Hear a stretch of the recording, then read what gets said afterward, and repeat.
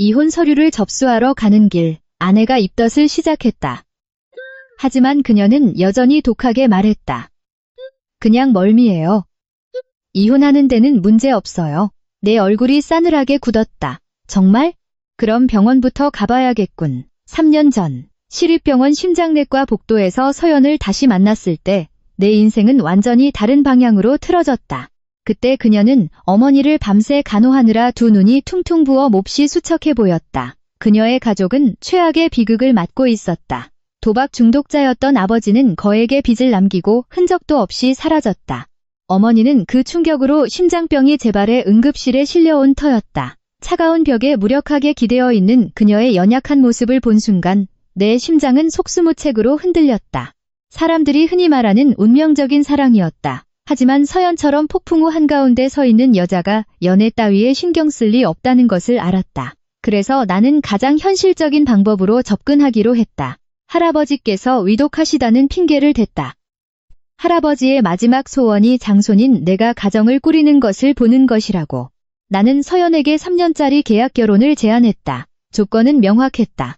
매달 생활비와 어머니의 병원비 명목으로 500만 원을 지급하고 3년 계약이 끝나고 이혼하면 사업자금으로 5억 원을 추가로 주겠다고 했다.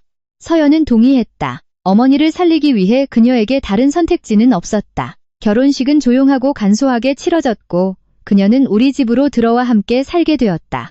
사실 할아버지의 소원이라는 건 내가 만들어낸 이기적인 거짓말에 불과했다. 나는 돈과 그녀의 절박한 상황을 이용해 내가 사랑하는 여자를 내 곁에 붙잡아 둔 것이다. 지난 3년간 우리는 한 집에 살았지만 각방을 썼다. 나는 늘 신사적인 계약 남편의 역할을 지키며 선을 넘지 않았다. 아침이면 그녀가 차려준 식탁에 함께 앉았고 저녁이면 가끔 같이 TV를 보았다. 나는 그저 등 뒤에서 몰래 그녀를 훔쳐볼 뿐이었다. 만약 내가 한 걸음 다가가 진심을 고백한다면 그녀가 겁을 먹고 내 인생에서 영원히 도망쳐버릴까 두려웠다. 그녀를 영원히 잃느니 차라리 어둠 속에서 나 혼자 이 사랑을 품는 편이 낫다고 생각했다. 오늘은 우리의 결혼 3주년 기념일이자 계약이 만료되는 날이었다. 나는 이른 새벽에 일어나 거실에 조용히 앉아 있었다. 테이블 위에는 어젯밤 미리 출력해둔 이혼 서류가 놓여 있었다. 오른쪽 아래에는 이미 내 서명이 단정하게 자리 잡고 있었다. 하얀 종이 위에 굵은 글씨들을 보자 심장이 칼로 베이는 듯 아팠다. 3년간 나는 그녀가 가족의 따뜻함을 느끼게 해주기 위해 모든 노력을 다했다. 그녀가 자발적으로 내 곁에 남아주기를 바랐다. 하지만 서연은 언제나 벽을 쳤다. 나를 부를 때면 늘 박 대표님이었다. 한결같이 정중하고 깍듯했다. 그녀의 침실 문이 열렸다. 연한 하늘색 셔츠 원피스를 입고 머리를 단정하게 올려 묶은 서연이 걸어 나왔다. 그녀의 얼굴은 조금의 동요도 없이 평온했다. 테이블 위에 서류를 발견한 그녀는 다가와 가볍게 훑어보았다. 내가 먼저 입을 열었다. 목소리에서 터져나오려는 감정을 억누르며 애써 담담하게 말했다. 오늘이 계약 마지막 날이에요. 미리 서명해뒀으니 확인하고 서명해요. 이따가 가정법원에 같이 가서 접수합시다. 서연은 고개를 끄덕였다. 그녀는 테이블 위에 펜을 들어 내 이름 옆에 망설임 없이 자신의 이름을 적었다. 단 1초의 망설임도 없었다. 서명을 마친 그녀는 나를 올려다보며 말했다. 이번 달 어머니 병원비는 이미 정산했어요. 약속하셨던 5억 원은 주지 않으셔도 돼요. 3년 동안 저희 가족을 도와주신 것만으로도 충분히 과분합니다. 나는 미간을 찌푸리며 일어나 차키를 집었다. 그건 처음부터 약속했던 조건이니 그대로 이행할 겁니다. 신분증이랑 서류 챙겨서 나오세요. 나는 그녀의 눈을 더 이상 마주할 용기가 없어 차고로 서둘러 발걸음을 옮겼다. 당장이라도 그 서류를 갈기갈기 찢어버리고 싶은 충동을 억눌러야 했다. 오늘 아침 하늘은 먹구름이 잔뜩 껴 도시 전체가 잿빛이었다. 나는 3년간 수없이 그녀를 태웠던 익숙한 차를 직접 몰았다. 서연은 조수석에 앉아 신분증과 등본이 든 가방을 꼭 껴안고 있었다. 차 안의 공기는 숨막힐 듯 무겁고 조용했다. 부드럽게 아스팔트를 스치는 엔진 소리가 오히려 우리 사이의 정적을 더욱 부각시켰다. 나는 앞만 보며 운전대를 꽉 쥐었다. 바퀴가 한 바퀴 굴러갈 때마다 법적으로 부부인 시간이 조금씩 줄어들고 있었다. 가슴속에서 상실감이 점점 커져가는 것을 느꼈다. 3년간의 내 모든 계획과 억눌렀던 감정들이 결국 그녀의 마음을 얻는 데는 실패한 것이다. 사거리 신호 대기 중에 나는 습관적으로 룸미러를 쳐다봤다. 불현듯 나를 몰래 훔쳐보고 있는 서연의 시선과 마주쳤다. 그녀의 맑은 눈동자에는 내가 뭐라 이름 붙일 수 없는 슬픔이 어려 있었다. 거울을 통해 눈이 마주치자 그녀는 화들짝 놀라며 창밖으로 시선을 돌렸다. 그녀의 작은 행동에 내 마음이 혼란스러워졌다. 왜 그런 눈으로 나를 보고 있었을까? 혹시 그녀의 마음속에도 이 관계에 대한 아주 작은 미련이라도 남아있는 걸까? 하지만 돈을 받지 않겠다던 그녀의 단호함이 내 헛된 희망을 산산조각 냈다. 서연은 항상 선을 분명히 그었다. 그녀는 나에게 더 이상 어떤 빚도 지고 싶지 않은 것이다. 신호가 녹색으로 바뀌자 나는 엑셀을 밟았다. 집에서 서울가정법원까지는 7km 남짓. 그리 멀지 않은 거리였다. 평소에는 그녀와 조금이라도 더 함께 있고 싶어 출근길이 더 멀었으면 하고 바라곤 했다. 하지만 오늘따라 이 길이 끝없이 길게만 느껴졌다. 어머님 병세는 좀 안정되셨어요? 내가 먼저 침묵을 깼다. 네, 많이 좋아지셨어요. 3년 전 신부전 이후로 계속 몸이 약하셔서 병원을 자주 오가셨는데 이번 급성기는 잘 넘겼어요. 의사 선생님께서 다음 주에는 퇴원해서 집에서 요양해도 된다고 하셨어요. 서연이 조용히 대답했지만 여전히 거리감이 느껴지는 목소리였다. 다행이네요. 도움이 필요한 일 있으면 언제든 연락해요. 부부가 아니더라도 친구로 지낼 수는 있으니까. 친구라는 말을 내뱉는 순간 내 입안이 썼다. 나는 그녀와 친구가 되고 싶지 않았다. 평생 그녀를 지켜주는 남자가 되고 싶었다. 서연은 내 말에 아무 대답 없이 침묵했다. 그녀는 살며시 손을 들어 가슴을 쓸어내렸고 안색이 좋아 보이지 않았다. 괜찮으냐고 묻고 싶었지만 불과 15분 후면 우리는 아무 관계도 아니게 될 거라는 생각에 입을 다물었다. 차는 한강변의 구불구불한 길로 접어들었다. 살짝 열린 창틈으로 불어오는 바람도 차 안을 짓누르는 무거운 공기를 걷어내지 못했다. 나는 스스로에게 강해져야 한다고 다짐했다. 사랑은 자발적인 감정이다. 더 이상 이 계약으로 그녀의 남은 인생을 올가맬 수는 없었다. 막 커브를 돌았을 때였다. 서연이 갑자기 입을 틀어막았다. 속이 울렁거리는지 그녀는 오른쪽 창문으로 몸을 숙여 헛구역질을 하기 시작했다. 좁은 공간 안에서 욱욱 하는 소리가 계속해서 격렬하게 울려 퍼졌다.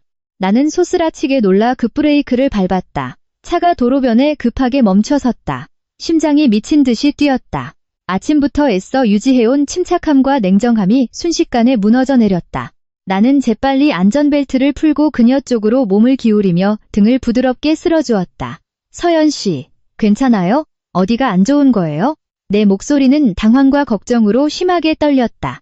서연은 계속 헛구역질을 했지만 빈속이라 위의 귀에는 아무것도 나오지 않았다. 그녀의 몸이 가늘게 떨리고 있었다.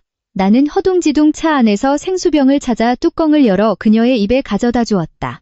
한참을 힘들어하던 서연은 겨우 몸을 바로 세웠다. 그녀의 얼굴은 창백했고 이마에는 식은땀이 송골송골 맺혀 있었다. 내 손에서 물병을 받아든 그녀는 물을 조금 마시고 티슈로 입을 닦았다. 몹시 지치고 아파 보이면서도 그녀는 특유의 고집스러운 태도를 잃지 않았다. 그녀는 나를 보며 사실을 감추려는 듯 딱딱하게 말했다. 그냥 멀미예요. 이혼하는 데는 문제 없어요. 그녀의 말은 내 얼굴에 찬물을 끼얹는 것 같았다. 몸이 이렇게나 안 좋은 순간에도 그녀가 가장 신경 쓰는 것은 법원에 가서 나와의 관계를 끝내는 일이라니. 그렇게나 나에게서 벗어나고 싶었던 걸까? 내 진심 어린 걱정이 그녀의 눈에는 그저 계약서상의 의무로만 보였던 걸까? 나는 아내의 창백한 얼굴을 뚫어지게 쳐다봤다. 그녀의 고집이 나를 화나게 하면서도 가슴 아프게 했다. 그녀는 항상 강한 척하며 모든 것을 혼자 짊어지려 했고 내 무조건적인 도움을 받아들이려 하지 않았다. 빚더미에 앉은 환경에서 자란 그녀의 자존심이 가시 돋친 껍질을 만들어냈다는 것을 알고 있었다. 하지만 이번에는 그녀가 틀렸다. 그녀의 건강 문제는 그깟 이혼 서류 따위보다 만 배는 더 중요했다. 그리고 무엇보다 그녀의 어설픈 거짓말은 나를 속일 수 없었다. 거기 가만히 있어요. 나는 한 글자 한 글자 힘주어 말하며 물병을 치우고 그녀의 안전벨트를 다시 매주었다. 서연은 멍하니 나를 쳐다봤고 그녀의 손은 무의식적으로 아랫배를 감싸고 있었다. 그 행동이 내 시야에 들어왔다. 방금 전의 격렬한 헛구역질과 함께 내 머릿속에 성광처럼 한 가지 생각이 스쳐 지나가며 모든 감각이 깨어나는 듯했다. 자신의 건강을 하찮게 여기면서까지 기어코 이혼하겠다는 그녀의 태도에 내 인내심은 한계에 다다랐다. 나는 더 이상 원칙을 기계적으로 따르는 신사적인 남자를 연기할 수 없었다. 그래요? 병원 갑시다. 나는 그녀의 말에 싸늘하게 쏘아붙였다. 서연은 놀라 눈을 동그랗게 뜨고는 손을 내저었다. 아니에요. 괜찮다니까요. 그냥 멀미라고 했잖아요. 법원 거의 다 왔는데 시간 낭비하지 마세요. 일 끝나면 저 혼자 버스 타고 집에 갈게요. 나는 핸들을 꽉 쥐고 그녀의 눈을 똑바로 쳐다봤다. 내 목소리는 반박을 허용하지 않을 만큼 단호했다. 내가 바보인 줄 알아요? 3년 동안 내 차를 수백 번은 탔을 텐데 장거리든 단거리든 오르막이든 내리막이든 멀미 한 번 한 적 없었잖아요. 그런데 이제 와서 멀미라니. 법원은 오늘 안 가면 내일 가도 되고 다음 달에 가도 돼. 하지만 병원은 지금 당장 가야 해. 나의 격한 태도에 서연은 얼어붙었다. 아마 3년간 함께 살면서 내가 이렇게 화내는 모습은 처음 봤을 것이다. 나는 항상 그녀에게 부드럽고 모든 것을 양보했으니까. 하지만 오늘은 달랐다.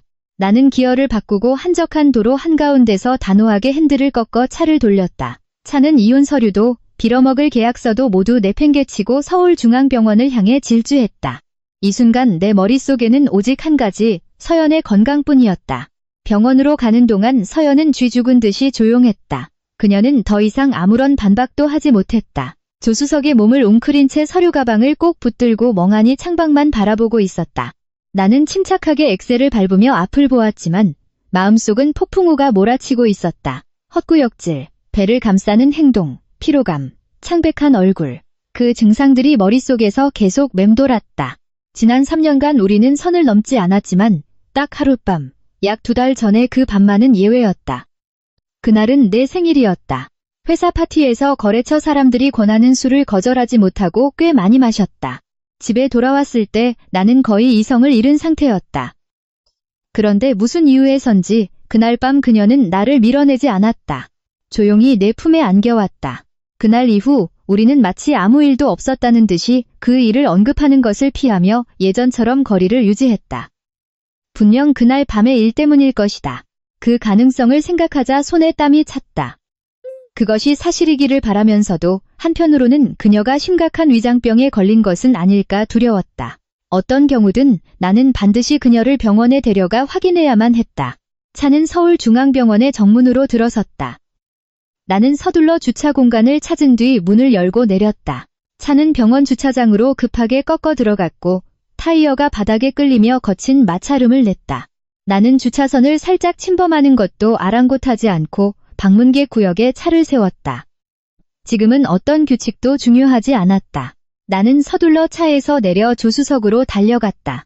서연은 여전히 몸을 웅크린 채 가슴을 부여잡고 있었다. 얼굴에는 핏기라고는 찾아볼 수 없었다.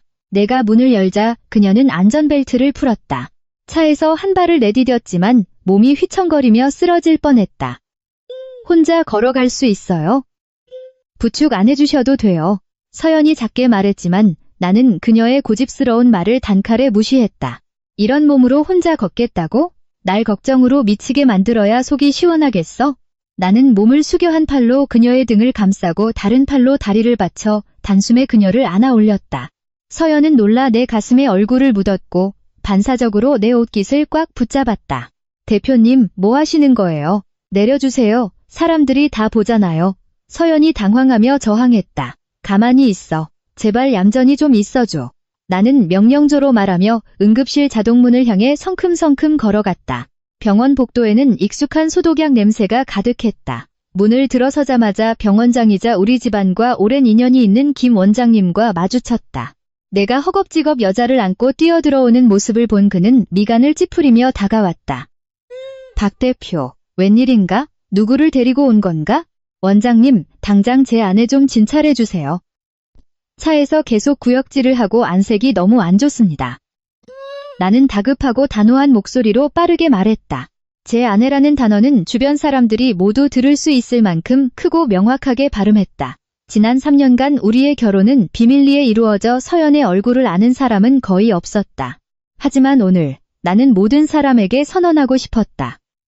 이 여자는 내 여자이고 내가 반드시 지켜야 할 사람이라고. 김 원장님은 고개를 끄덕이며 간호사에게 이동식 침대를 가져오라고 지시했다. 나는 서연을 침대에 조심스럽게 눕혔다. 그녀는 부끄러운 듯 이불을 가슴까지 끌어당겼다. 간호사들이 재빨리 그녀를 둘러싸고 혈압을 재고 체온을 측정했다. 한 간호사가 체열 도구를 들고 다가와 종합검사를 위해 피를 뽑아야 한다고 말했다. 원래 주사를 무서워하는 서연은 반짝이는 주삿바늘을 보자 어깨를 살짝 떨었다. 나는 침대 옆의자를 끌어와 바싹 붙어 앉았다. 그녀의 차가운 손을 잡아 내 온기로 감쌌다.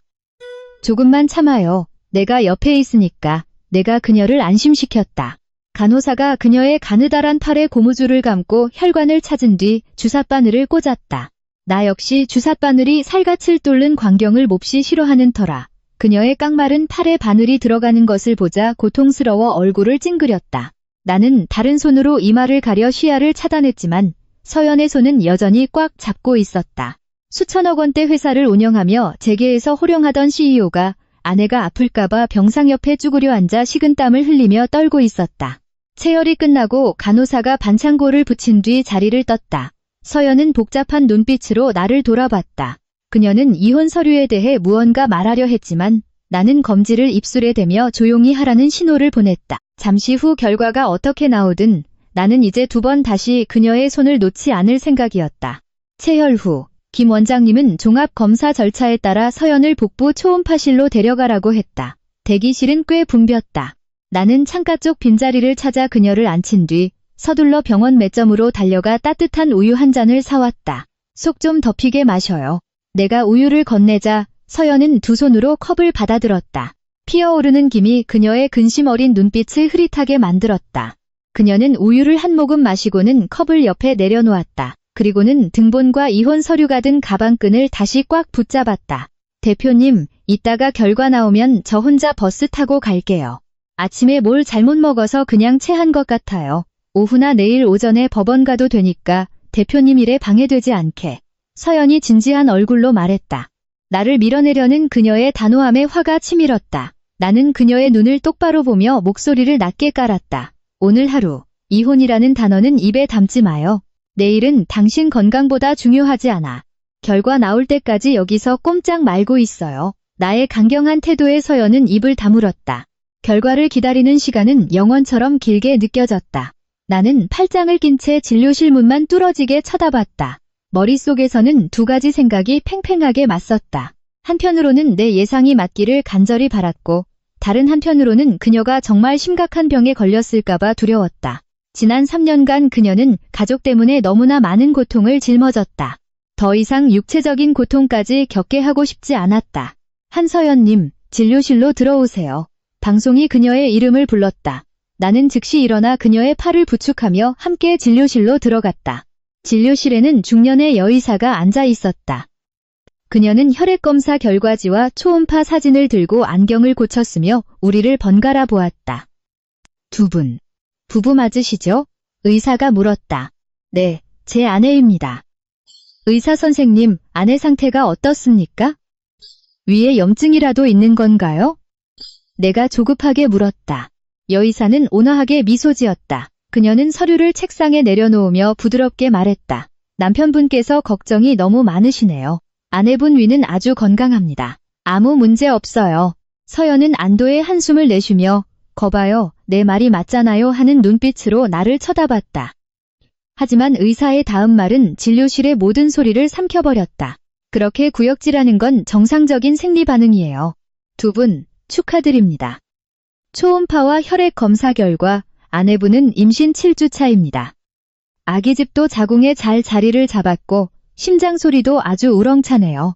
나는 그 자리에 얼어붙었다. 온몸이 돌처럼 굳었다. 나는 눈을 크게 뜨고 책상 위에 놓인 작은 흑백 사진이 붙어있는 초음파 결과지를 뚫어지게 쳐다봤다. 기쁨, 행복, 벅찬 감정이 가슴속에서 폭발했다. 내 예상이 정확했다. 서연이 임신했다. 이 아이는 2달 전 그날 밤의 증거이자 우리를 묶어주는 가장 신성한 핏줄이며 그녀를 내 곁에 영원히 머물게 할 존재였다. 진료실 안은 숨막히는 정적이 흘렀다. 의사 맞은편 의자에 앉은 서연의 얼굴은 창백해졌다가 새빨개지기를 반복했다. 그녀는 눈을 동그랗게 뜨고 안절부절 못하며 두 손을 깍지 꼈다. 이 충격적인 소식에 전혀 마음의 준비가 되어 있지 않은 것이 분명했다. 선생님, 다시 한번 확인해 주시겠어요? 제가 임신을 했다고요? 서연의 목소리가 떨렸다. 얼굴에는 당혹감이 역력했다. 나는 의사가 설명할 틈도 주지 않았다. 서연 앞으로 빠르게 다가가 몸을 숙여 두 팔을 벌려 그녀를 힘껏 껴안았다. 나는 그녀의 정수리에 턱을 기댄 채 있는 힘껏 그녀를 끌어안았다. 그녀의 머리카락에서 나는 은은한 향기가 콧속으로 스며들며 가슴을 행복으로 가득 채웠다. 나는 감정을 주체할 수 없었다. 뜨거운 눈물 한 방울이 뺨을 타고 흘러내려 그녀의 어깨 위로 떨어졌다. 서연 씨, 의사 선생님 말 들었어요? 우리에게 아이가 생겼어. 당신 뱃속에 내 아이가 있어. 나는 목이 메어 겨우 말했다. 서연은 여전히 충격에서 벗어나지 못한 채였다. 그녀는 내 가슴을 살짝 밀어내며 작은 목소리로 말했다. 대표님, 진정하세요. 우리 계약은 오늘이 마지막 날이잖아요. 이건 전혀 예상치 못한 일이에요. 나는 그녀를 놓아주고 두 손으로 어깨를 붙잡았다. 물기가 가득한 그녀의 눈을 깊이 들여다보았다. 계약서가 무슨 상관이야. 이 순간부터 계약서라는 단어는 입에 담지도 마. 우리 이혼 안 해. 절대로 안 해. 나는 단호하게 말했다. 서연의 당황스러움은 아랑곳하지 않고 나는 여의사 쪽으로 몸을 돌려 쉴 새 없이 질문을 쏟아냈다. 선생님, 아내가 입덧이 이렇게 심한데 태아에게 영향은 없습니까? 어떤 임산부용 영양제를 사야 하죠? 식단은 어떻게 관리해야 하고 피해야 할 음식은 뭔가요? 확실하게 건강을 확인하기 위해 며칠 입원시키는 게 좋지 않을까요? 여의사는 나의 허둥대는 모습에 웃음을 터뜨렸다. 그녀는 손을 내저으며 설명했다. 남편분, 진정하세요. 임신 초기 3개월 동안의 입덧은 아주 흔한 현상입니다. 굳이 입원할 필요는 없어요. 제가 종합 비타민과 영양제를 처방해 드릴게요. 집에 가셔서 식사는 조금씩 자주 나눠서 드시게 하고 기름지거나 비린 음식은 피하도록 신경 써주세요. 무엇보다 중요한 건 남편이 아내의 마음을 편안하게 해주는 겁니다. 나는 고개를 끄덕이며 의사의 말을 하나도 놓치지 않으려는 듯 휴대폰 메모장에 꼼꼼히 기록했다. 처방 전 내용을 2번이나 확인한 후에야 주머니에 넣었다. 의사가 진료 기록을 서연에게 건네주었다. 나는 그녀가 일어서는 것을 도왔고 내 팔은 자연스럽게 그녀의 허리를 단단히 감쌌다. 오늘 그녀가 아무리 고집을 부려도 나는 무슨 수를 써서라도 두 사람을 지킬 것이다. 나는 서연을 부축해 진료실을 나섰다. 병원 복도는 한산했다. 나는 구석진 곳에 있는 긴 의자에 그녀를 앉혔다. 아까 사온 우유가 아직 온기가 남아있어 반쯤 마시게 했다. 서연은 얌전히 우유를 마셨다. 평소에 날카롭고 깍듯하던 모습은 초음파 결과에 녹아 없어진 듯했다. 그녀는 우유컵을 옆에 두고 나를 올려다봤다. 대표님, 책임감을 느끼실 필요 없어요. 그날 밤의 일은 우리 둘 다 예상치 못한 사고였잖아요. 5억 원은 절대 받지 않겠어요. 저 혼자 일해서 아이 키울 수 있어요. 이 아이 때문에 대표님의 자유로운 인생을 망치고 싶지 않아요. 서연의 또렷한 말 한마디 한마디가 내 가슴을 후벼 팠다. 이 순간까지도 그녀는 내가 동정심 때문에 자신에게 잘해준다고 생각하고 있었다. 나를 그저 돈으로 얽힌 계약 파트너로만 여기고 있었다. 나는 그녀 옆에 앉아 깍지 낀 그녀의 두 손을 잡았다. 작고 깡마른 그녀의 손이 내 손 안에 쏙 들어왔다. 서연 씨, 내 말 잘 들어요. 난 당신을 동정하는 게 아니야. 그리고 이 아이 때문에 억지로 당신을 붙잡는 것도 아니야. 나는 한 단어 한 단어 힘주어 천천히 말했다. 서연은 이해할 수 없다는 듯 미간을 찌푸렸다. 그녀가 반박하려 입을 열었지만 내가 먼저 말을 이었다. 사랑해요. 3년 전부터 사랑했어. 바로 이 병원, 심장내과 복도에서부터. 나는 모든 진실을 털어놓기로 결심했다. 그녀가 도망갈까봐 3년 내내 비겁하게 숨겨왔던 진실을. 나는 그날 응급실 밖에서 그녀가 흐느껴 우는 모습을 우연히 보게 된 이야기부터 시작했다. 할아버지는 아주 건강하시며 장손에게 결혼하라는 유언 같은 건 없었다는 사실도 털어놓았다. 매달 보냈던 500만 원, 약속했던 5억 원, 그리고 3년간의 계약서, 그 모든 것이 내가 꾸민 덫이었다고 고백했다. 당신 자존심이 강해서 그냥은 돈을 받지 않을 걸 알았어. 그래서 그런 비겁한 방법으로 당신을 내 집에, 내 곁에 둘 수밖에 없었어. 서연은 충격으로 얼어붙었다. 그녀는 눈을 동그랗게 뜨고 믿을 수 없다는 듯 나를 쳐다봤다. 정말, 이에요? 왜 3년 동안 말하지 않았어요? 항상 저한테 거리를 두셨잖아요. 그녀의 목소리가 떨렸다. 두려워서. 나는 씁쓸하게 인정했다. 내가 돈으로 당신을 억지로 묶어뒀다는 걸 알면 당신이 날 증오할까봐 무서웠어. 내 진심을 고백했다가 당신을 영원히 잃는 것보다 차라리 계약 남편 역할을 하면서 매일 당신을 볼 수 있는 편이 낫다고 생각했어. 서연의 뺨 위로 눈물이 흐르기 시작했다. 그녀는 이제야 깨달은 것이다. 3년간 내가 보여준 모든 배려와 조용한 보살핌이 연기가 아니었다는 것을. 나는 손을 들어 그녀의 눈물을 닦아주었다. 오늘부터 우리의 삶은 완전히 새로운 장을 열게 될 것임을 직감했다. 차는 병원을 빠져나와 익숙한 한남동의 빌라를 향해 달렸다. 돌아오는 길은 이상하게도 짧게 느껴졌다. 아침에 숨막히던 공기는 온데간데없고 그 자리에는 평화로운 침묵이 내려앉았다. 서연은 더 이상 창밖을 보지 않았다. 그녀는 좌석에 머리를 기댄 채 평평한 아랫배 위에 가만히 손을 얹고 있었다. 그 부드러운 눈빛에 내 심장이 녹아내리는 것 같았다. 오는 내내 내 오른손은 그녀의 왼손을 꼭 잡고 있었다. 집에 도착하자마자 나는 서연을 부드러운 소파에 앉혔다. 그녀는 조용히 가방을 열어 이혼 서류를 꺼내 테이블 위에 다시 올려놓으려 했다. 그 무심한 종이 조각을 보자 내 안의 분노와 후회가 다시 격렬하게 솟구쳤다. 나는 망설임 없이 다가가 그녀의 손에서 서류를 빼앗았다. 그리고 두 조각, 네 조각으로 마침내 작은 종이 조각이 될 때까지 갈기갈기 찢어버렸다. 나는 그 조각들을 모두 테이블 아래 쓰레기통에 던져버렸다. 나의 단호한 행동에 서연은 깜짝 놀랐다.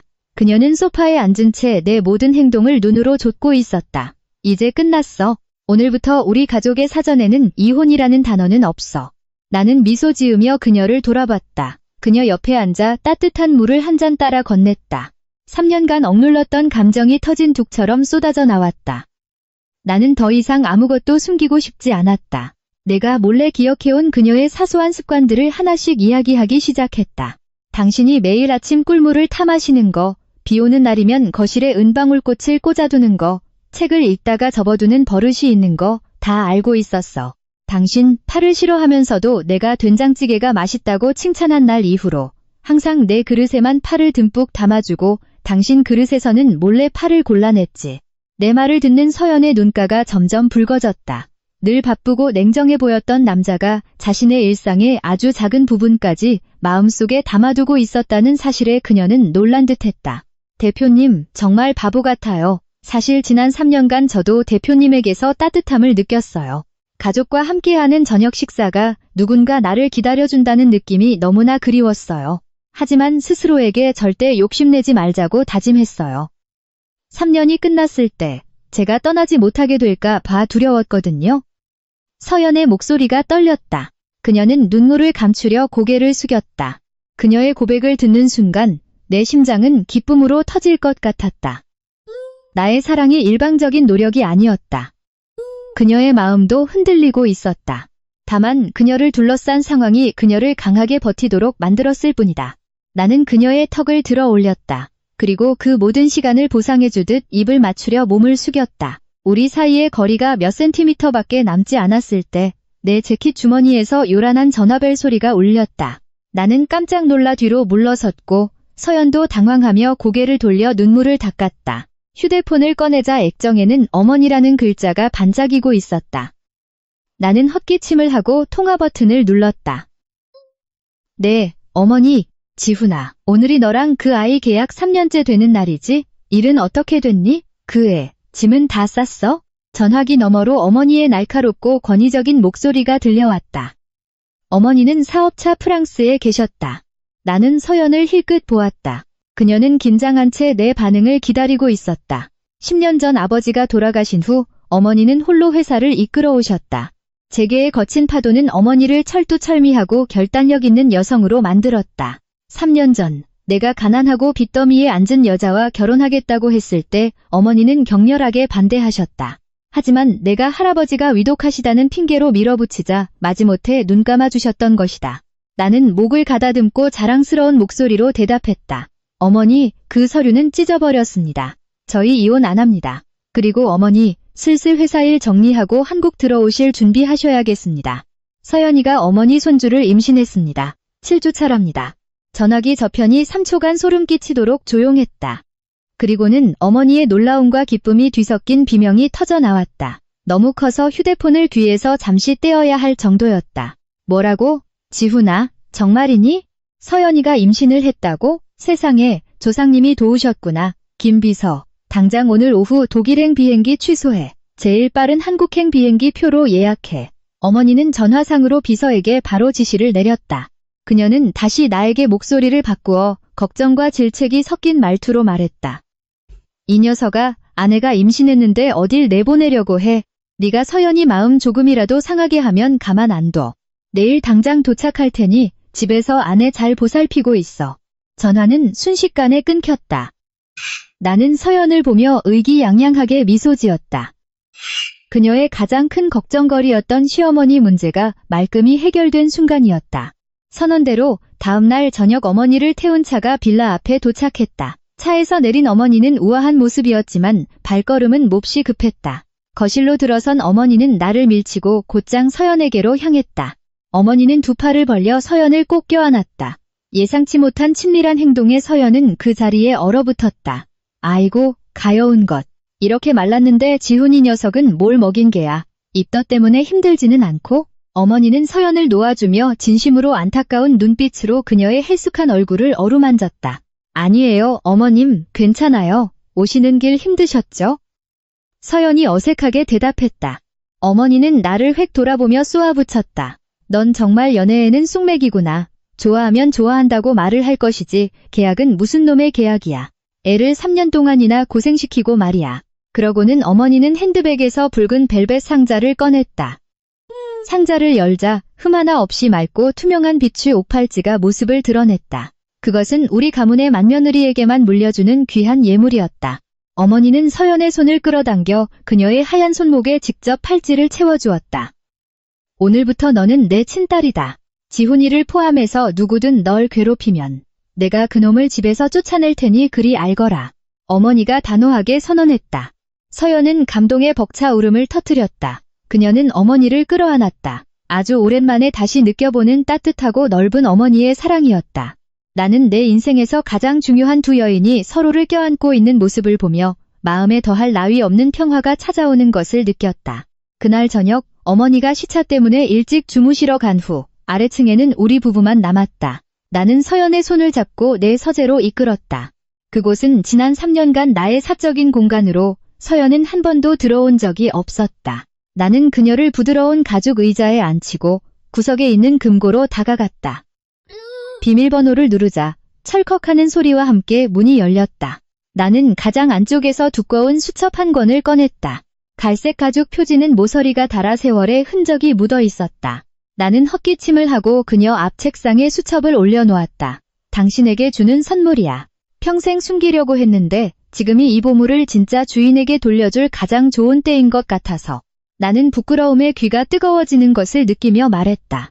서연은 호기심 어린 눈으로 수첩을 바라보았다. 그녀는 부드럽게 표지를 쓸어본 뒤 천천히 첫 장을 넘겼다. 그 순간 그녀의 눈이 놀라움으로 커졌다. 첫 장에는 몰래 찍은 사진 한 장이 붙어 있었다. 마트 신선식품 코너에서 채소를 고르고 있는 서연의 뒷모습이었다. 사진 아래에는 나의 단정한 글씨가 적혀 있었다. X월 15일. 오늘 그녀는 노란색 잔꽃무늬 원피스를 입었다. 많이 마른 것 같다. 다가가 무거운 장바구니를 들어주고 싶었지만 내가 집에서부터 몰래 따라온 걸 들킬까봐 그러지 못했다. 서연이 다음 장을 넘기자 또 다른 사진이 나타났다. 거실 소파에서 엎드려 잠든 그녀의 모습이었다. X월 20일. 야근하고 돌아와 피곤했는지 소파에서 잠들었다. 30분 동안이나 그녀가 자는 모습을 지켜봤다. 품에 안아주고 싶었지만 계약 남편이라는 신분이 허락하지 않았다. 수첩에는 온갖 순간에 몰래 찍은 사진들이 가득했다. 베란다에서 화초에 물을 주는 모습, 주방에서 분주하게 요리하는 모습, 창가에 앉아 멍하니 비를 바라보는 모습. 각각의 사진 옆에는 사랑에 빠진 한 남자의 서툴고 어리숙한 일기들이 적혀 있었다. 나는 그녀의 모든 감정 변화와 그녀가 겪는 고통, 그리고 사랑하는 여자를 당당하게 지켜주지 못하는 내 자신의 괴로움까지 모두 기록해 두었다. 서연은 한 장 한 장 페이지를 넘겼다. 서재 안은 종이가 넘어가는 소리와 그녀의 벅찬 숨소리만이 가득했다. 투명한 눈물이 그녀의 뺨을 타고 흘러내려 낡은 종이 한쪽을 적셨다. 그녀는 소리내어 울기 시작했다. 돈 때문에 시작된 결혼이라는 오해와 그녀의 모든 방어벽이 이 수첩 한 권에 산산조각 났다. 그녀가 격하게 우는 것을 보자 나는 허둥지둥 책상 주위를 돌아 그녀에게 다가갔다. 의자를 끌어당겨 그녀의 어깨를 감싸 안았다. 책상 위 티슈를 집어 서투르게 그녀의 얼굴을 닦아주었다. 미안해. 내가 정말 나쁜 놈이야. 당신을 너무 오랫동안 외롭게 만들었어. 진작 용기 내서 내 마음을 고백했어야 했는데 내가 후회하며 말했다. 서연은 고개를 저었다. 그녀는 내 손을 잡아 자신의 뺨에 가져다 댔다. 내 손의 온기가 그녀의 젖은 얼굴로 전해졌다. 나쁘지 않아요. 세상에서 제일 바보 같은 스토커 대표님이지. 누가 자기 집에서 3년 동안 아내를 몰래 따라다니면서 말 한마디 못해요? 서연은 울면서도 나를 놀리듯 미소 지었다. 그녀의 사랑스러운 모습에 내 심장이 다시 한번 쿵 내려앉았다. 3년간 우리를 가로막았던 보이지 않는 벽이 완전히 허물어졌다. 이제 내 눈앞에는 계약 파트너가 아닌 내 아내, 내 목숨보다 사랑하는 여자, 내 아이의 엄마가 있었다. 나는 몸을 낮춰 한 손으로 그녀의 목덜미를 받치고 다른 손으로 턱을 들어 올렸다. 우리의 시선이 마주쳤다. 그녀의 맑은 눈동자에는 오직 나만이 담겨 있었다. 더 이상의 회피도 망설임도 없었다. 서연이 먼저 눈을 감았고 나는 천천히 몸을 숙여 내 입술을 그녀의 입술에 포겠다. 수천 일의 그리움이 담긴 부드럽고 소중한 입맞춤이었다. 그녀의 입술은 눈물 맛 때문에 조금 짰다. 처음에는 가벼웠던 키스는 점점 깊고 뜨거워졌다. 서연의 두 팔이 내 목을 감쌌고 서툴지만 진심 어린 입맞춤으로 화답했다. 그날 밤 나는 그녀를 안고 서재를 나와 우리의 침실로 향했다. 계약서는 끝났지만 그 자리에 새로운 시작이 움트고 있었다. 우리의 결혼, 우리의 사랑은 이제야 비로소 꽃을 피우기 시작한 것이다. 주말 아침, 햇살이 거실 창문을 통해 쏟아져 들어왔다. 임신 사실을 안 후로 서연은 자주 피곤해하고 잠이 많아졌다. 어머니는 며느리를 지극정성으로 아꼈다. 집안이라는 분들에게 온갖 보양식을 준비하라고 신신당부했다. 오늘 아침 어머니는 오랜 친구들과 약속이 있어 나가시고 집에는 우리 둘만 남았다. 서연은 소파에 기대앉아 책을 읽고 있었고 옆에는 깎아놓은 과일 접시가 놓여 있었다. 나는 근처 책상에서 밀린 이메일을 처리하고 있었다. 그때 갑자기 초인종이 요란하게 울렸다. 가사도우미가 급히 나가 문을 열었다. 몇 초 후 날카로운 목소리가 거실에 울려 퍼졌다. 서연 언니, 집에 있어? 귀한 손님이 왔는데 나는 미간을 찌푸리며 밖을 보았다. 서연의 사촌 동생인 미영이었다. 예전부터 나는 이숙분의 가족에게 좋은 감정이 없었다. 서연의 아버지가 빚을 지고 도망쳤을 때 그들은 단 한 푼도 도와주지 않은 것은 물론 피해를 볼까 두려워 온갖 모욕적인 말을 하며 연을 끊었던 사람들이었다. 특히 미영은 어릴 때부터 서연을 질투하고 시기하던 아이였다. 미영은 몸에 꽉 끼는 원피스를 입고 악어가죽 가방을 든 채 하이힐 소리를 내며 안으로 들어왔다. 그녀는 호화로운 빌라를 노골적인 질투심으로 훑어보았다. 소파에 앉은 서연을 발견하자 그녀는 곧장 다가와 맞은편에 털썩 주저앉았다. 언니, 요즘 왜 이렇게 초췌해? 어머님은 아직도 병원에 계셔? 병원비 장난 아니겠네. 남의 집며느리가 돼서 계속 친정에 돈 빼돌리면 형부가 뭐라고 안 해? 미영이 비아냥거리며 말했다. 서연은 책을 내려놓았다. 얼굴이 살짝 굳었지만 그녀는 본래 성정이 착해 이 무례한 사촌과 다투고 싶지 않아 했다. 어머니는 이제 괜찮으셔. 무슨 일로 왔니? 서연이 차갑게 물었다. 미영은 머리를 쓸어 넘기며 약지에 낀 커다란 다이아몬드 반지를 과시하듯 손을 들어 보였다. 나 곧 결혼해. 남편 될 사람이 부동산 회사 대표인데 돈이 썩어 넘쳐. 결혼하면 여기보다 2배는 큰 저택을 내 이름으로 해준댔어. 오늘 청첩장 주러 온 거야. 나 정도 되면 5성급 호텔에서 결혼식은 해야지. 말을 하던 미영의 시선이 테이블 위에 놓인 임산부용 영양제에 닿았다. 그녀는 입꼬리를 올리며 비웃었다. 어머, 언니 임신했어? 이야, 수단도 좋네. 형부처럼 돈 많은 남자, 쫓겨날까봐 애로 발목 잡으려는 거지? 언니처럼 빚만 가득한 여자가 남자 붙잡을게. 그 배때기 말고 더 있겠어? 나는 방구석에서 그녀가 내뱉는 쓰레기 같은 말들을 똑똑히 듣고 있었다. 분노가 걷잡을 수 없이 치밀어 올랐다. 나는 쾅소리가 나게 노트북을 덮었고 그 소리에 미영이 깜짝 놀라 돌아봤다. 나는 자리에서 일어나 소파 쪽으로 성큼성큼 걸어갔다. 내 얼굴은 얼음장처럼 차가웠고 눈빛은 칼날처럼 날카롭게 그녀를 향했다. 방금 전까지 기고만장하던 그녀의 태도는 온데간데 없고 당황과 두려움이 서린 얼굴로 바뀌었다. 아, 형부 집에 계셨어요? 저는 형부 안 계신 줄 알고 언니랑 농담 좀. 미영이 급히 목소리를 바꾸며 아첨하는 웃음을 지으려 애썼다. 내 집이야. 내가 있든 없든 내가 상관할 바 아니지. 나는 분노가 담긴 낮고 굵은 목소리로 으르렁거렸다. 그리고 방금 누가 누구를 발목 잡는다고 했지? 말 조심하는 게 좋을 거야. 그 입 때문에 평생 후회할 일 만들지 말고. 나는 서연 앞에 서서 그녀를 보호하듯 어깨를 감쌌다. 서연이 화를 참으라는 듯 내 옷자락을 살짝 잡았지만 오늘만큼은 절대 물러설 생각이 없었다. 미영씨, 귀 열고 똑똑히 들어. 내가 온갖 방법을 써서 서연이에게 내 아내가 되어달라고 애원했어. 나는 아주 오래전부터 이 사람을 사랑했어. 서연이 뱃속의 아이는 우리 집안의 가장 소중한 보물이고 내가 밤낮으로 간절히 원해서 얻은 아이야. 그런데 네가 감히 입을 함부로 놀려? 네가 무슨 자격으로? 미영의 얼굴이 새하얗게 질렸다. 그녀는 더듬거리며 변명하려 했다.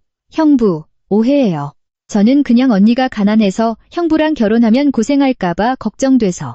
됐어. 그 가식적인 연기 집어치워. 나는 그녀의 말을 끊었다.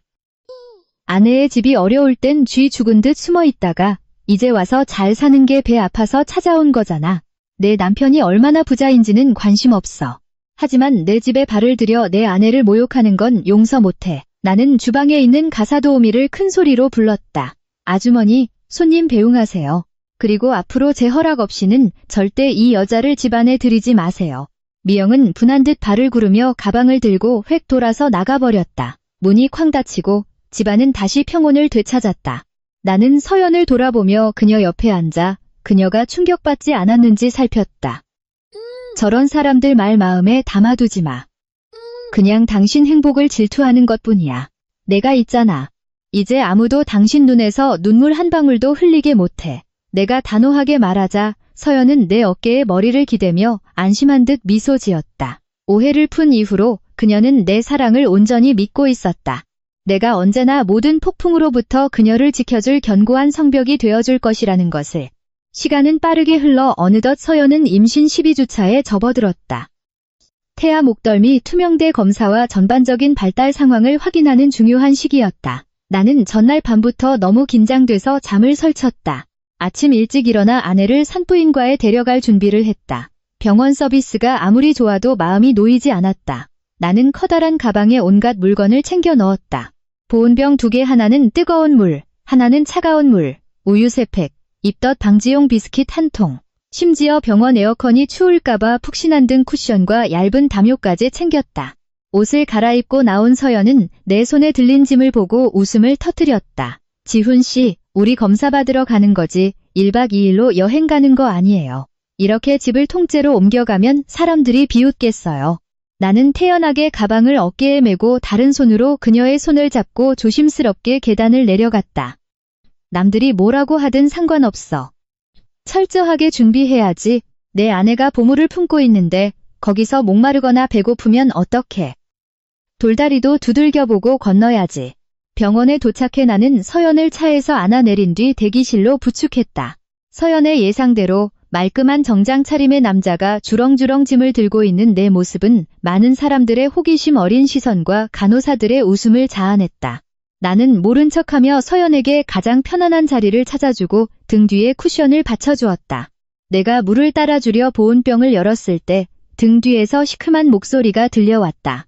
어머, 이게 그 유명한 건설회사 박 대표님 아니세요? 이런 데서 다 뵙네요.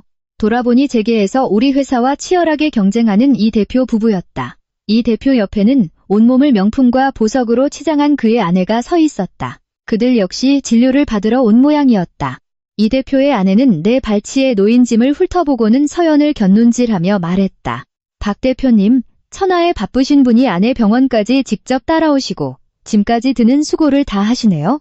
요즘 신문에 행복한 가정 어쩌고 기사가 많이 나서 일부러 쇼하는 거 아니에요? 성공한 남자가 누가 이런 여자들 자빌이나 하고 있겠어요? 이 대표는 아내를 말리기는커녕 흐뭇한 미소를 지으며 방관했다. 그들의 무례한 태도에 주변 공기가 싸늘해졌다.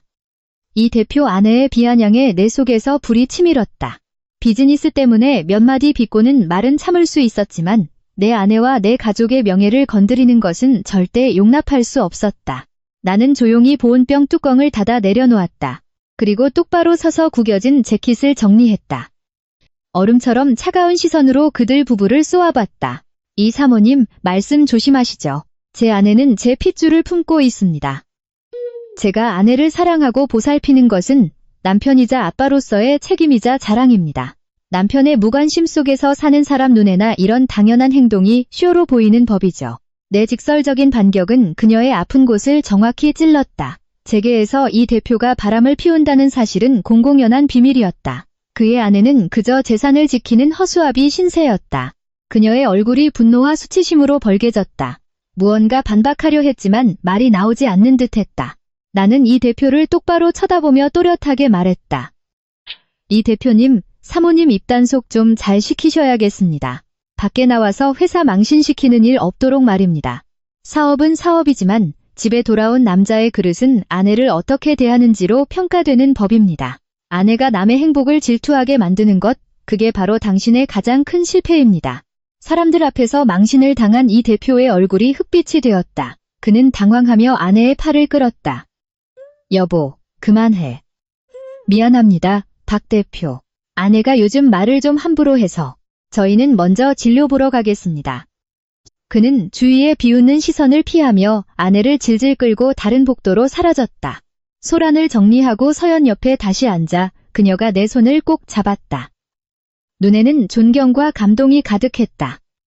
너무 심하게 쏘아붙인 거 아니에요? 나중에 회사 계약에 문제 생기면 어떡해요? 서연이 걱정스럽게 물었다. 나는 그녀의 손등에 가볍게 입을 맞췄다. 계약 몇 개 놓친다고 굶어 죽지 않아. 하지만 다른 사람이 당신과 우리 아이를 무시하게 두면 그건 남자도 아니지. 걱정 마.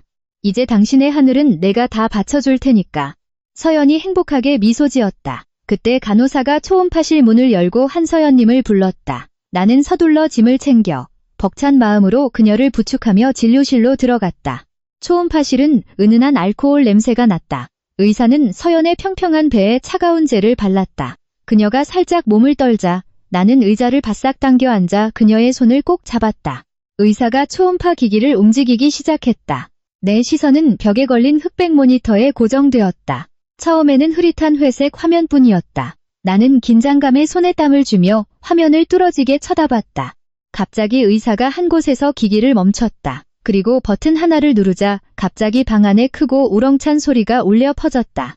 쿵쿵쿵쿵 규칙적이고 힘찬 생명력 넘치는 소리. 심장 소리네요. 의사가 미소 지었다. 하지만 곧 그녀는 기기를 살짝 옆으로 옮겼고 화면에는 또 다른 형상이 나타났다. 그녀는 우리 부부를 보며 환하게 말했다. 축하드립니다. 화면 보세요.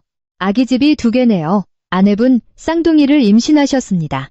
나는 숨을 멈췄다. 온몸에 전율이 흘렀다. 내 핏줄의 심장 소리를, 그것도 2 아이의 소리를 동시에 듣는 것은 처음이었다. 그 힘찬 심장 소리는 한 남자의 모든 강인함을 무너뜨렸다. 눈물이 걷잡을 수 없이 흘러내렸다. 나는 뜨거운 눈물을 급히 닦아내고 서연을 보았다. 그녀도 울고 있었다. 들려? 서연 씨? 우리 아이들 심장 소리야. 정말 힘차지? 나는 목이 메어 말했다. 네, 똑똑히 들려요. 우리 아기들 정말 건강한가 봐요, 여보. 서연이 눈물 속에서 환하게 웃었다. 의사는 아이들의 크기와 목덜미 투명대 두께를 측정했다. 모든 수치가 정상 범위였다. 검사가 끝나고 의사는 우리에게 초음파 사진 여러 장을 주었다. 손바닥만 한 사진 속 2 아이의 모습은 아직 작은 콩알처럼 흐릿했지만 내게는 세상에서 가장 위대한 예술 작품이었다. 진료실을 나오며 나는 그 사진들을 보물처럼 손에 들고 있었다. 솟아오르는 자랑스러움을 감출 수 없었다. 수납 창구의 직원에게도 사진을 내밀며 자랑했다. 이것 좀 보세요. 우리 아이들 콧대가 저를 쏙 빼닮았죠? 나중에 크면 틀림없이 미남미녀가 될 겁니다. 나는 선물 받은 아이처럼 말했다. 서연은 부끄러움에 얼굴이 빨개져 내 팔을 끌고 차로 향했다. 지훈 씨, 이제 12주인데 콧대가 어떻게 보여요? 자꾸 자랑하고 다니면 사람들이 비웃어요. 나는 상쾌하게 웃으며 사진을 지갑에 소중히 넣었다. 남들이 비웃든 말든 상관없어. 나는 지금 이 세상에서 가장 행복한 남자니까. 초음파 검사 일주일 후 서연의 어머니께서 퇴원하셨다. 나는 장모님을 예전에 낡고 좁은 반지하 단칸방으로 돌아가시게 할 수 없었다. 비서를 통해 조용하고 공기 좋은 신도시의 정원이 딸린 1층 아파트를 미리 사두었다. 그날 아침 내가 직접 차를 몰아 병원에서 장모님을 모시고 새 아파트 앞에 섰다. 서연은 전혀 예상치 못한 일에 놀라 나를 쳐다봤다. 지훈 씨, 여긴 어디예요? 어머님 집은 이쪽이 아닌데. 나는 차에서 내려 장모님을 부축하며 아내의 머리를 쓰다듬었다. 이제부터 어머님은 여기서 지내실 거야. 당신 이름으로 등기 이전도 다 마쳤어. 어머님 연세도 있으신데 더 이상 좁고 불편한 곳에서 지내실 수는 없잖아. 우리 아이들의 외할머니께 드리는 선물이라고 생각해줘. 장모님은 내 말을 듣고 눈시울이 붉어졌다. 박서방, 지난 3년간 서연이 걷어주고 내 병원비 대준 것만으로도 너무나 큰 은혜인데 이렇게 지낼 곳까지 마련해주다니. 이 은혜를 어찌 다 갚아야 할지 모르겠네. 나는 장모님을 부축해 안으로 들어가며 다정하게 말했다. 어머니, 은혜라는 말씀은 마세요. 서연이는 제 아내이고 어머니는 제 어머니십니다. 어머니를 모시는 건 사위로서 당연한 도리입니다. 여기서 편히 지내시면서 건강만 챙기세요. 몇 달 뒤면 외손주들도 안아보셔야죠. 그날 점심에는 우리 어머니께서 직접 온갖 보양식을 들고 사돈댁을 찾아오셨다. 서연이 정성껏 차린 음식 냄새가 집안에 가득했다. 식탁에 마주 앉은 두 어머니는 처음으로 허심탄회하게 이야기를 나누었다. 서연의 어머니는 여전히 위축되어 있었다. 사부인 저희 집이 복이 없어 남편은 도박에 빠지고 저는 몸이 이 모양이니 서연이가 댁에 시집가서 마음고생 많으셨지요. 우리 어머니는 젓가락을 내려놓고 사돈의 거친 손을 잡았다. 사부인, 그런 생각 마세요. 처음에는 저도 편견이 있었던 게 사실입니다. 하지만 3년간 서연이가 묵묵히 집안을 챙기고 효도하는 모습을 보면서 사부인께서 얼마나 훌륭한 따님을 키우셨는지 알게 됐습니다. 돈은 다시 벌면 되지만 서연이처럼 착하고 정이 깊은 며느리를 얻은 것은 저희 집안의 복입니다. 따님을 자랑스럽게 여기셔야지요. 시어머니의 진심 어린 인정에 내 옆에 앉아있던 서연이 눈물을 터뜨렸다. 수년간 그녀를 짓눌렀던 마음의 짐을 내려놓는 눈물이었다. 그날의 가족 식사는 우리가 한 가족이 된 이후 가장 맛있고 완벽한 식사였다. 평화로운 날들이 이어질 것 같았던 어느 날 오후, 예기치 못한 일이 터졌다. 퇴근 무렵 비서에게서 서연의 도박꾼 아버지가 장모님 아파트 앞에 나타났다는 연락을 받았다. 딸이 대기업 대표의 아이를 임신했다는 소문을 듣고 돈을 뜯어내러 온 것이었다. 나는 즉시 비서에게 이 사실을 서연에게는 절대 비밀로 하라고 지시했다. 쌍둥이를 임신한 아내의 마음을 조금이라도 흔들리게 할 수는 없었다. 나는 직접 차를 몰아 그가 있다는 아파트 근처의 한적한 카페로 향했다. 그는 허름한 옷차림에 술 냄새를 풍기며 의자에 앉아 있었다. 나를 보자 그는 누런 이를 드러내며 비열하게 웃었다. 귀한 박서방 아닌가. 자네 아내가 곧 아들 딸 낳아준다며? 내가 그놈들 외할아버지인데 친구들한테 자랑 좀 하게 효도 한번 해야지. 나는 그의 맞은편에 앉아 가방에서 서류 뭉치를 꺼내 테이블 위로 던졌다. 눈 똑바로 뜨고 이게 뭔지 잘 보시죠. 당신이 직접 서명한 차용증 전부와 3년 전 당신의 사기 행각에 대한 고소장입니다. 내 목소리는 칼날처럼 차가웠다. 그의 얼굴이 새하얗게 질렸다. 네가 감히 뭘 어쩌려고? 내가 네 장인이야. 날 감옥에 보내면 네 마누라도 망신당하는 거라고. 나는 몸을 앞으로 숙이며 그를 압도하는 눈빛으로 말했다. 틀렸어. 내 가족관계 증명서에는 당신 이름 없어. 내 아내에게는 조용히 요양이 필요한 어머니 한 분뿐이야. 오늘 당신에게 두 가지 선택지를 주지. 하나, 이 카드를 받고 남쪽 지방으로 내려가서 다시는 이 도시에 나타나지 않는다. 둘, 내일 아침 이 서류 전부가 경찰서 책상 위에 올라간다. 선택해. 내 눈 속의 단호함을 본 그는 내가 농담하는 게 아니라는 것을 깨달았다. 그는 떨리는 손으로 카드를 집어들었다. 알았어, 갈게. 이제부터 나한테는 딸 같은 거 없는 셈치지. 그는 중얼거리며 카페를 뛰쳐나갔다. 그날 밤 집에 돌아와 나는 서연을 품에 안고 모든 일을 조심스럽게 이야기해 주었다. 모든 폭풍우는 내가 막아냈다는 것을 알려주고 싶었다. 서연은 내 허리를 끌어안고 가슴에 얼굴을 묻었다. 뜨거운 눈물이 내 셔츠를 적셨다. 그 눈물은 아버지를 향한 연민이 아닌 완전한 해방의 눈물이었다. 시간이 흘러 서연은 임신 6개월 차에 접어들었다. 나는 3년 전에 초라했던 결혼식을 보상해주기 위해 성대한 결혼식을 준비했다. 결혼식은 우리 집의 넓은 정원에서 열렸다. 정원은 서연이 가장 좋아하는 은방울꽃 수만 송이로 장식되었고 따뜻한 조명과 감미로운 음악이 공간을 채웠다. 서연은 배가 나온 것을 아름답게 감싸는 심플한 디자인의 웨딩드레스를 입었다. 얼굴은 행복으로 발갛게 상기되어 있었다. 건강을 되찾은 장모님께서 서연의 손을 잡고 천천히 버진로드를 걸어 내가 기다리는 단상으로 왔다. 장모님은 눈물을 글썽이며 서연의 손을 내게 건네주셨다. 박서방, 우리 딸의 남은 인생을 자네에게 맡기네. 나 대신 우리 딸을 사랑해주고 지켜주게. 나는 아내의 손을 꽉 잡고 모든 하객과 두 분의 어머니 앞에서 마이크를 들었다. 3년 전, 저는 이기적인 계약으로 당신을 내 아내로 만들었습니다.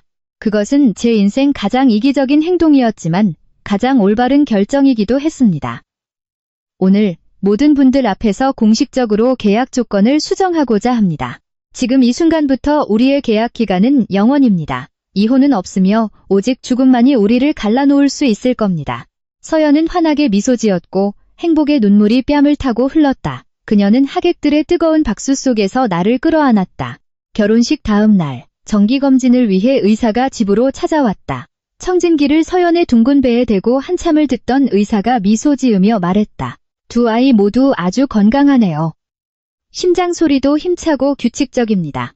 산모가 잘 먹고 잘 쉬어서 아이들이 쑥쑥 크고 있네요. 이대로라면 순산할 겁니다.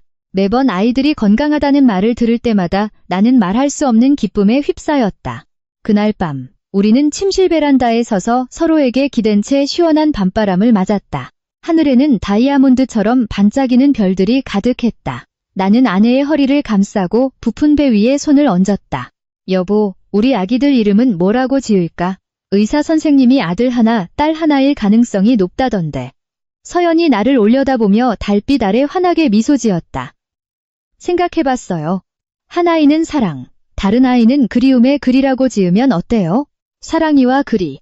그 바보 같은 스토커 대표님의 위대한 사랑과 그리움을 증명하는 이름이잖아요. 나는 행복하게 웃으며 그녀의 이마에 깊은 입맞춤을 했다. 사랑과 그리움. 반짝이는 별빛 아래. 우리 작은 가족은 마침내 인생의 가장 완벽한 행복을 찾았다.